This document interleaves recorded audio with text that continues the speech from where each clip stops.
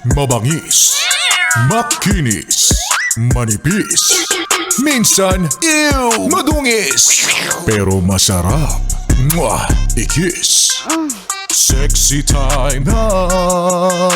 Sexy Mega! Para sa yes friend ko ngayong araw ng Wednesday, masama ang pakiramdam. Alam na alam ko yan. Hindi yung hindi yung basta tinatamad ka lang magtrabaho. Hindi yon. Minsan yung talagang makakaramdam ka na parang hindi okay yung ko. Hindi okay yung pangangatawan ko. Masama ang pakiramdam. Yung totoong masama ang pakiramdam. Yung bang parang gusto mong mag-sick leave. Wala pong walang gamot, walang paracetamol, walang antihistamine. Walang mepenamic na pwedeng makapagpagaling sa ganyang klase ng sakit na nararamdaman. Ang solusyon dyan, 5,000. Pera. Diba?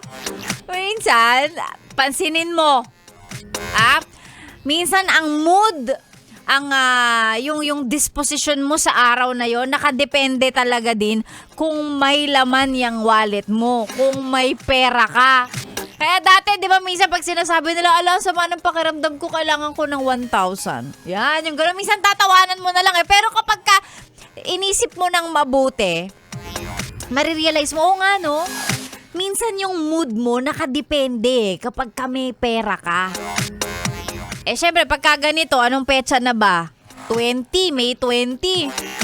Syempre, tapos na yung 15, tapos na tayo sumweldo at ang layo pa nung susunod na sweldo, yung katapusan. Kaya kapag kaya mga kaibigan ninyo, katrabaho nyo, mainit ang ulo, hayaan nyo na. Wala sa mood, nanlalambot, nang lalata. Maaring baka may sakit talaga sila, pero baka ang talagang dahilan niyan ay wala lang silang pera at maging understanding na lang tayo. Understand na lang. Unawain na lang. Pagpasensyahan na lang. Kasi ganyan din naman talaga tayo. Lalong-lalo na kapag kailangan mo ng pera pero walang-wala ka talaga. Nainit ang ulo mo, di ba? Ewan ko, ako kasi ganun Yung pagkaalam kong kailangan ko ng pera, tapos ano ba yan? Wala akong pera. Wala talaga. Init ng ulo ko pagka ganyan. Masungit ako. Kaya, kung gusto nyo ng medyo maging maganda pakikitungo ko sa inyo, mag-Gcash kayo sa akin. Tara! Mag-Gcash kayo sa akin. Manghihingi pala ng pera to. Ay nako, Sexy Megan po ang inyong kasama. Tuloy-tuloy hanggang mamayang tanghali. Hindi naman ako nanghihingi. Kayo talaga. Pero syempre, kung may extra ka dyan, ba't naman ako tatanggi? Kung willing ka magbigay.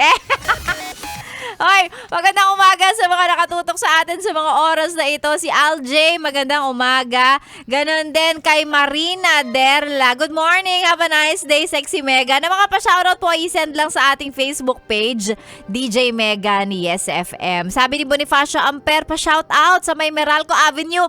Traffic! Si Kuya Bonifacio ay isang Grab driver. O sa lahat ng mga nasa biyahe, mga Grab driver, in-drive, angkas, lalamove, Grab, move it.